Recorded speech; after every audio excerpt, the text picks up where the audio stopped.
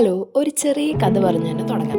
ഞാൻ കോളേജിൽ അഡ്മിഷൻ എടുത്തത് ഡിസംബറാണ്. അന്ന് കോളേജ് ഹോസ്റ്റലിൽ ഒഴിവില്ലാത്തതുകൊണ്ട് കോളേജിൻ്റെ ഉള്ളിൽ തന്നെയുള്ള ക്വാർട്ടേഴ്സാണ് എനിക്ക് അലോട്ടായത്. ഇന്ന് എനിക്ക് ഹോസ്റ്റൽ അലോട്ടായിട്ടുണ്ട്. സോ ഇന്നത്തെ നമ്മുടെ പരിപാടി ഇതെല്ലാം ഒന്ന് പാക്ക് ചെയ്ത് തിരിച്ച് ഹോസ്റ്റലിൽ പോകുക എന്നുള്ളതാണ്. കുറച്ച് നാളായിട്ട് എൻ്റെ ഹാബിറ്റ്സ് ഒന്നും ഒട്ടും പ്രോപ്പറല്ല. സോ ഒന്ന് ഹാബിറ്റൊക്കെ ട്രാക്ക് ചെയ്യാൻ വേണ്ടി ഞാൻ രാവിലെ തന്നെ ഒരു ട്രാക്കർ ഉണ്ടാക്കി.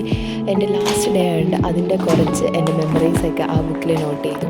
അത് കഴിഞ്ഞ് വന്ന് ബ്രേക്ക്ഫാസ്റ്റ് ഇന്ന് സൺഡേ ആയതുകൊണ്ട് ബ്രെഡൊക്കെ ആയിരുന്നു. അപ്പോൾ അതൊക്കെ കഴിഞ്ഞ് ഫുൾ ഒന്ന് പാക്ക് ചെയ്ത് എൻ്റെ സാധനങ്ങളെല്ലാം വൃത്തിയാക്കി ഈ ഒരു പ്ലേസിനോട് ഞാൻ ഇന്ന് ബൈ പറയുകയാണ്.